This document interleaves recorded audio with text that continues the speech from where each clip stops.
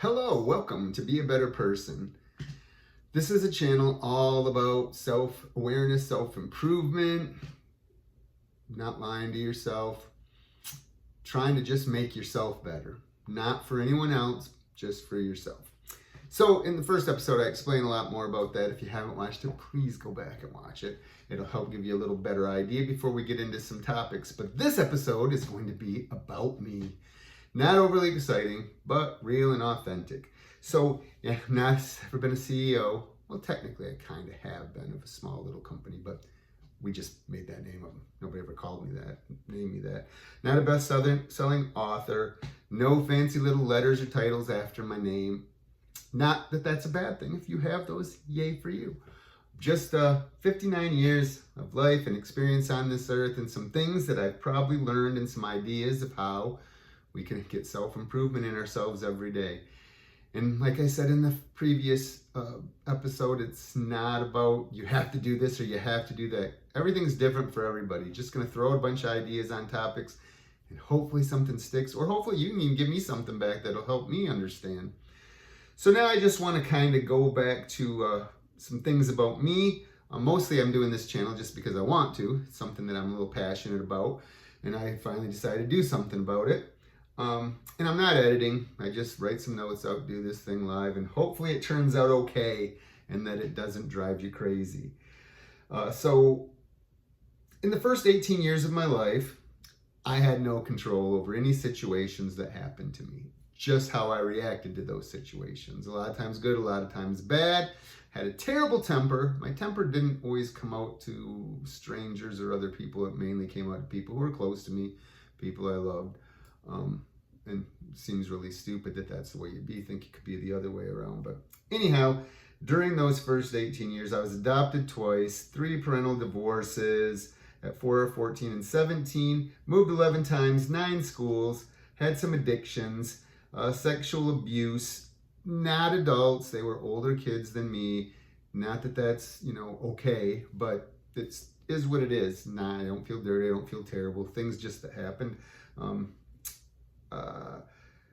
I was trailer trash welfare rat from 14 till I graduated high school.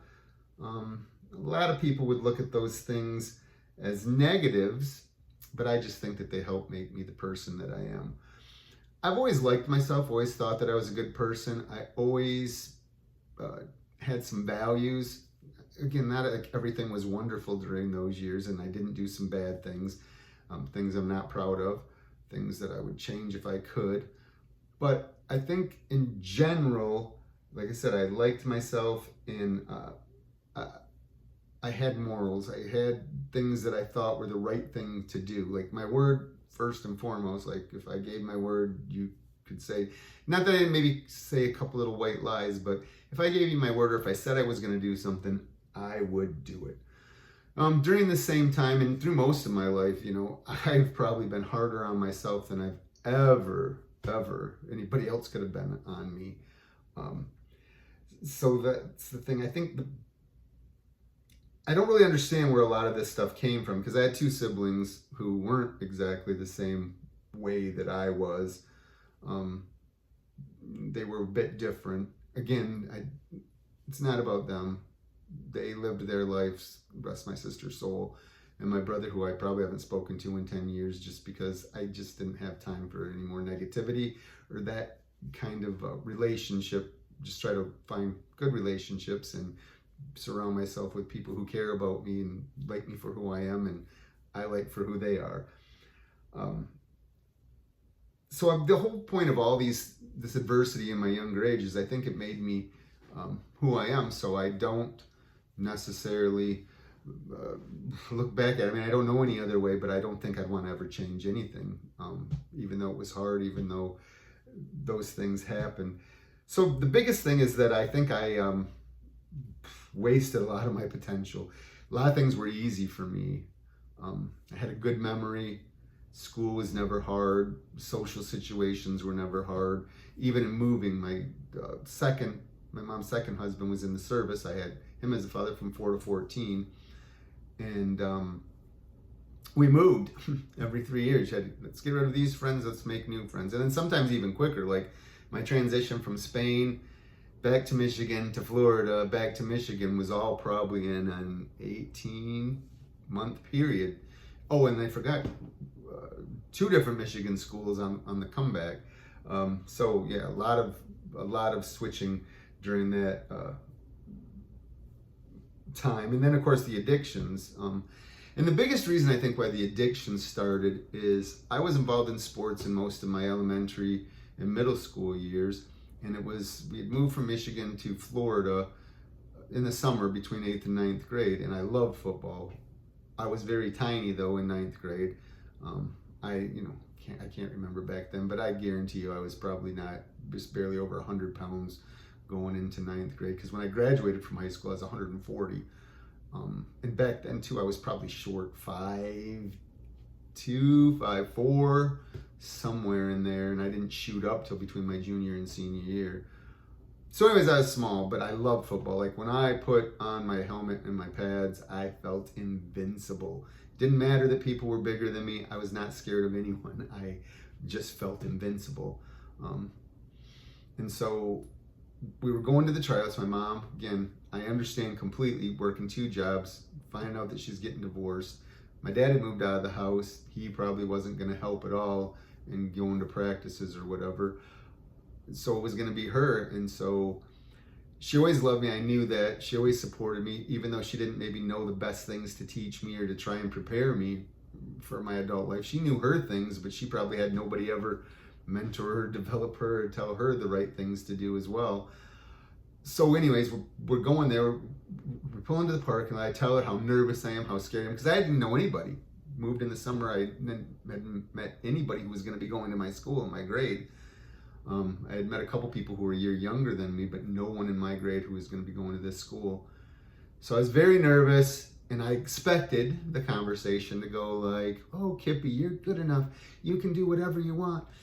I've watched you play. They're going to be blah." I mean, I just thought there was going to be a rah-rah thing as she fired me up. Instead, we spun around in a circle. We went out the parking lot. Next thing I know, in shot, 3 miles down the road. And again, even then, I understood as a 14-year-old kid, 13-year-old kid, 14-year-old kid, I understood why she did that, but didn't mean, that's kind of when the downhill slide went with addictions. Not that I didn't have other choices. And then some other things just throughout my life growing up. I didn't really have any mentors. I had a couple people who made impacts on me, but mainly the stuff that I learned, that you'd normally learn from your father, I learned from my friends. I had some great friends from 9th grade on when I moved to my final school where I graduated. Like I said, they taught me so many things. That's where I learned most of my stuff. But again, because of those addictions that I fell into, I fell into a lot of societal programming as well. Like, I was the first person probably in my whole huge family that ever went to college and graduated.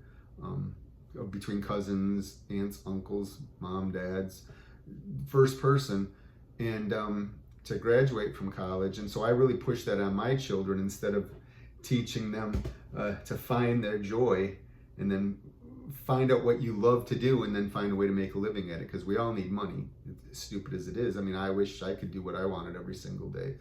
But then again, a lot of things I've seen too is like, if you really want something bad enough, it just is how hard you are willing to work for that. So I question a lot of things that I said I always loved and always wanted to do, but I never did. So do I really want to do them? Like, I always wanted to play guitar, but I've never bought a guitar and tried to play.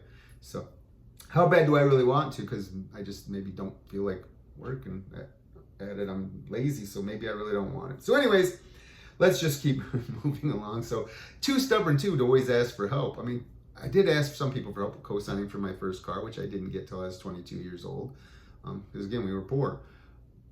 Didn't ask for a lot of things from people. Like, I built my own house, and I think I only asked friends to come over. They helped me because they're all mason people to do the basement, and I was there mixing mud and hauling blocks. And then I did ask them when I stood up walls, and then I did ask a couple of friends help when I put in this big, huge bow window.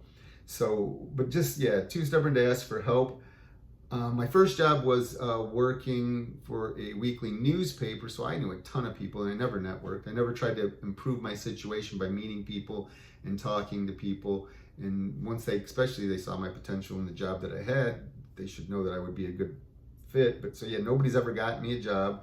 I always done that on my own. And so, like I said, a lot of people look at my stuff and think, oh, so tragic, what a tragic. Well, first of all, there's people who had it way worse than me.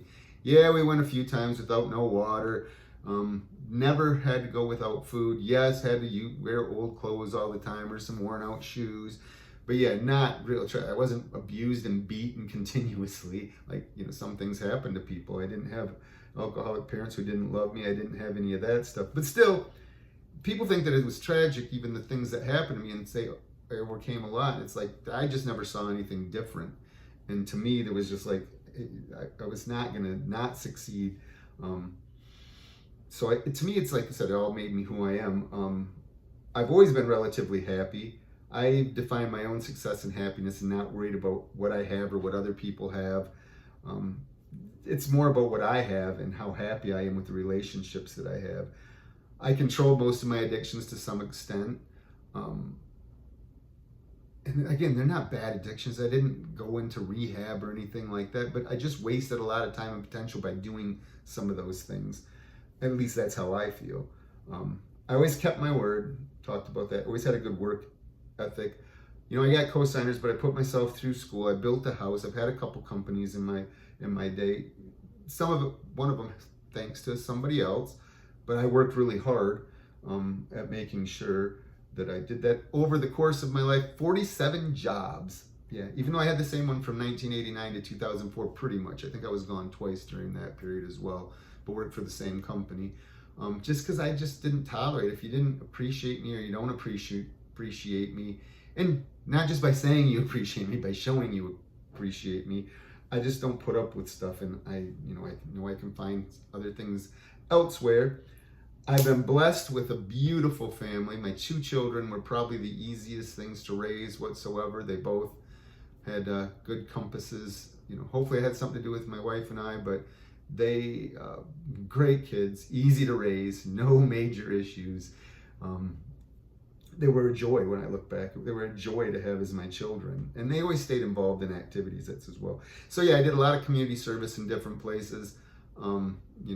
Whether it was social organizations like the Kiwanis, the Lions, Habitat for Humanity. There's a couple other I just can't remember right off the top of my head. And then now later in my life, I've kind of devoted some stuff to, I was in Parks Commission, I was on Brownfield Redevelopment Authority, and now where I currently live, I'm on the Village Council Board, Trustee, whatever their terminology is for it. So anyways, I just really decided when I start learning about my mortality and thinking about the end of my life is trying to start working harder on some of the things I've done and taken for granted and advantage of.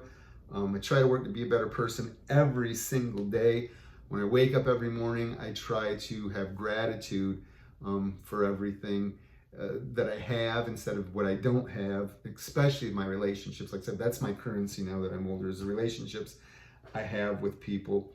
I've always lived within my means, and even though I've never made tons of money, I'm able to be comfortable and not have to fret every single day about money. And so, yeah, like I said, I'm happy. I have my own definitions of happiness and success. I don't worry about what the world tells me to do anymore. I don't really care what people think about me. And so this channel is just to kind of look at some things that I'm trying to do and things that I hope other people will start doing. It's never too late to have a mentor or be a mentor, or to network, or to have gratitude, or to try and change some of those things that have been programmed into you for so long. Because I catch myself all the time trying to say, oh geez, stop doing that. Stop. We got to look at things this way. So hopefully you join me on the journey. We can have a little community here together. We can not feel alone. You can tell me some things or teach me some things that help you possibly be a better person every day and have some self-improvement in your life every single day. Again, not for anyone else, but for yourself. And I just want you to remember that your smile makes me smile. Be kind, be grateful, be helpful. And until next time, have a great day.